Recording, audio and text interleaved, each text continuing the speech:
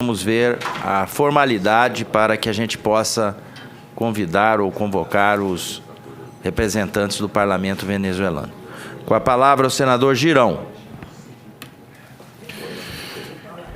Senador presidente Nelsinho, Trade, vice-presidente Marcos Duval, senador. Eu queria, em primeiro lugar, parabenizar a Vossas Excelências por essa discussão tão importante no momento extremamente delicado que nós estamos vivendo com nossos vizinhos aqui da Venezuela.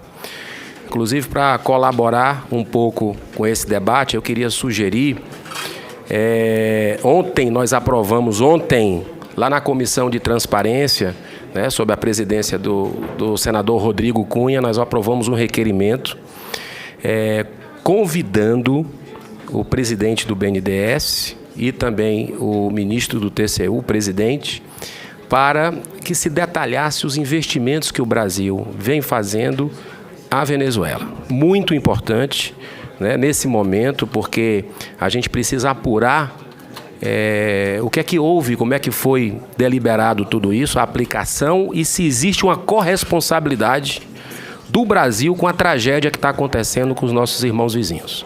Então, eu queria sugerir, a partir dessa deliberação que houve ontem, que foi aprovada ontem na Comissão de Transparência, se a gente poderia, a título de sugestão, fazer uma sessão conjunta com a CRE, fazer uma sessão conjunta com essa comissão para ouvir essas duas autoridades no Brasil e a gente buscar abrir essa caixa preta que incomoda o povo brasileiro e que nos deixa numa situação um pouco delicada como eventuais corresponsáveis com o que está acontecendo no país vizinho. Me parece que esse dinheiro foi investido, né, lá, que são bilhões de reais, foi investido e, de uma certa forma, existe muito questionamento do investimento brasileiro para financiar uma ditadura.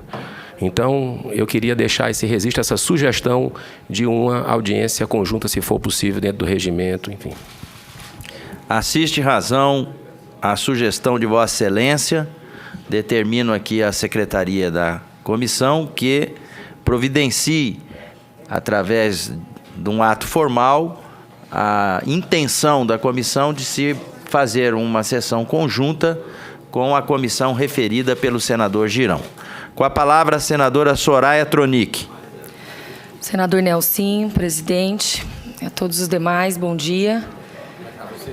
Também quero parabenizar a Vossa Excelência pelo brilhante trabalho que vem exercendo aqui, atuante. O Brasil, Mato Grosso do Sul, se orgulham. E quero só destacar aqui que o Brasil emprestou muito dinheiro para a Venezuela. Estava falando em plenário o senador Álvaro Dias. E a juros baixíssimos, foram alguns bilhões de dólares, de uma forma estranha, e isso é algo que nós temos que apurar, né? Então, só para sugerir que não nos esqueçamos desse detalhe também, né?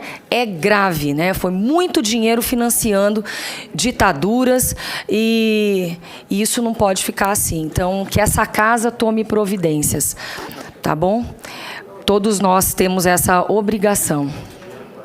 Dinheiro que era para ser investido aqui e nós devendo, o Brasil devendo horrores e pagando juros. Não pagam. Então, além de tudo, nos cabe buscar essas verdades. Muito obrigada. Agradeço as palavras do senador Major Olímpio, apenas para informá-lo e informar os demais pares e a todos os presentes que ontem nós estivemos com o ministro da Defesa, general Fernando, onde, de uma maneira muito cortês, nos recebeu e encaminhamos a ele o requerimento aprovado por essa comissão. Está já providenciando uma data de comum acordo com a nossa comissão para que ele pudesse aqui estar presente e dizer as estratégias de ação, não só em relação a essa questão, como a outras questões pertinentes ao Ministério da Defesa. Já está também agendada para breve uma agenda com o ministro das Relações Exteriores, que também irá nos receber no sentido de levarmos a ele o requerimento aprovado por essa comissão para que ele aqui pudesse estar presente. Com a palavra, o senador Messias de Jesus. Senhor presidente, eu quero cumprimentar Vossa Excelência, cumprimentar também o senador Marcos Duval, cumprimentar os colegas aqui, dizer que é uma satisfação grande, senhor presidente, participar desse debate ao lado de figuras tão importantes da República Brasileira, como é o caso aqui do senador Jacques Wagner, senador Alessandro, Major Olímpio, senador Humberto Costa, senador Márcio Bittar, que acaba de fazer o encaminhamento de uma moção de repúdio ao governo ilegítimo de Nicolás Maduro, que eu já quero, de antemão, fazer um encaminhamento favorável à moção de repúdio apresentada pelo senador Márcio Bittar, senadora Soraya, que se encontra aqui. Mas, senhor presidente, creio que o senador Telmário, ao usar a palavra aqui nesta comissão, tenha dito já com clareza os sentimentos do povo roraimense com relação ao Brasil e com relação a esse clima tenso que vivemos lá na fronteira com a Venezuela. É muito fácil, às vezes, se falar de longe. Eu conheço lá os dois lados. Conheço o lado brasileiro e conheço o lado venezuelano. A minha preocupação aqui não é só de um mero espectador, como também não é de nenhum dos membros dessa comissão. Toda essa comissão está aqui preocupado com o Brasil. Mas eu tenho uma preocupação a mais. A minha família, o meu pai, os meus irmãos, os meus amigos, os meus eleitores estão ali no estado de Roraima. E ali naquele clima tenso, quente, de guerra, que se encontra entre o Brasil e a Venezuela. Claro que isso foi dado um tom maior agora com essa chamada ação humanitária que o governo brasileiro se propôs a fazer. E que em uma nota, bem antes da ação humanitária chegar lá, senador Marcos Duval, fiz uma nota e fiz chegar isso aos meios de comunicação, dizendo que se o Brasil queria começar com uma ação humanitária, deveria começar pelo próprio estado de Roraima, onde nós temos lá mais de 100 mil venezuelanos em abrigos e nas ruas da capital e dos municípios do interior, passando fome. A melhor forma de se ajudar essas pessoas seria começar pelas pessoas que estão no próprio estado de Roraima, inclusive pelo nosso povo, os brasileiros que estão lá passando dificuldade e que essas dificuldades aumentaram muito com a entrada dos venezuelanos no nosso estado.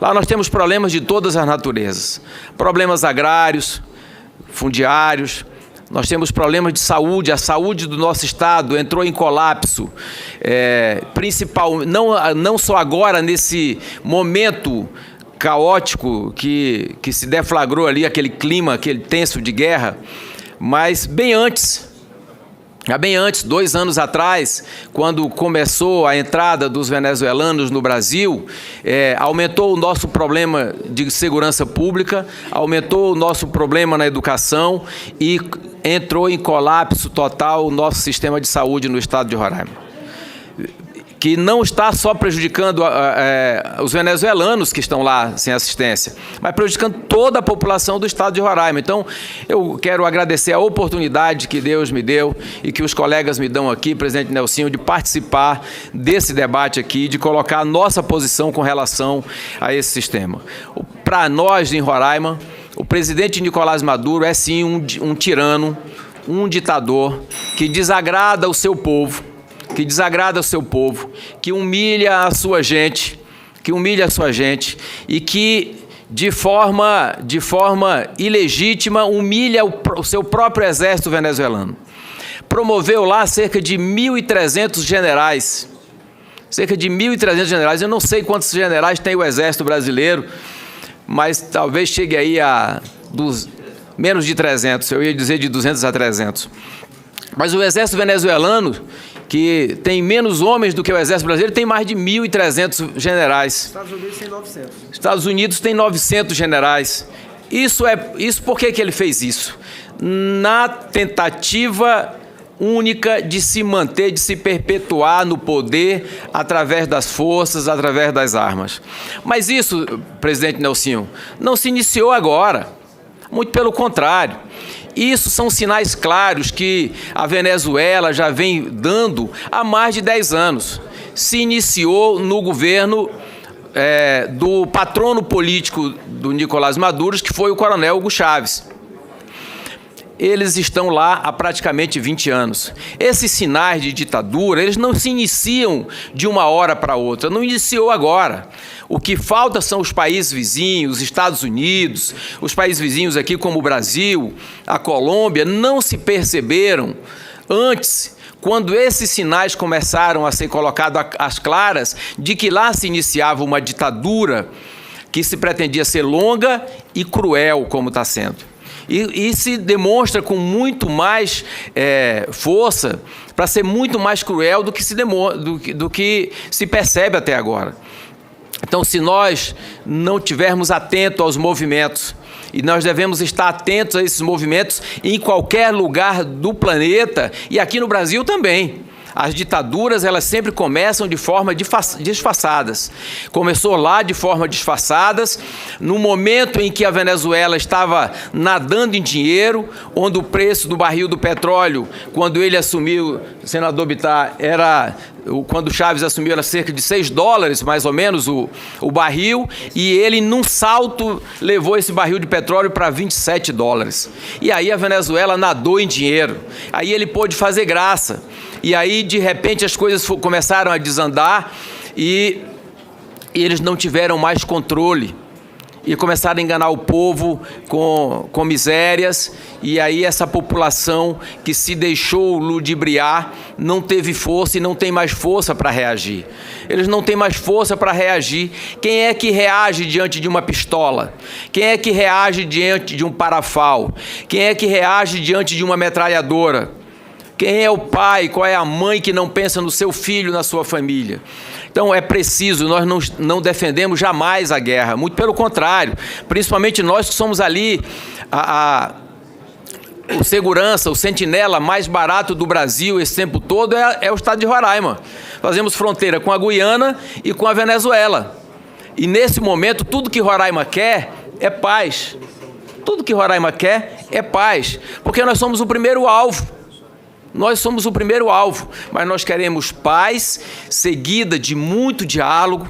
O diálogo aqui já colocado pelo senador Jacques Wagner, pelo senador Telmário, pelo senador Bittar. Nós queremos diálogo, nós queremos paz. E nós sabemos que hoje pode até parecer estranho, mas feliz, até porque é próprio das nossas Forças Armadas, defender nesse momento a paz, defender o diálogo que o governo federal tem defendido. Nós queremos isso, queremos continuar com isso, queremos a independência do estado de Roraima, porque hoje o estado de Roraima é o estado mais sacrificado do Brasil. Nós temos lá problemas inúmeros que eu quero, com a permissão dos colegas aqui, aos poucos ir transmitindo a cada um dos senhores e das senhoras os problemas que afligem o nosso estado de Roraima.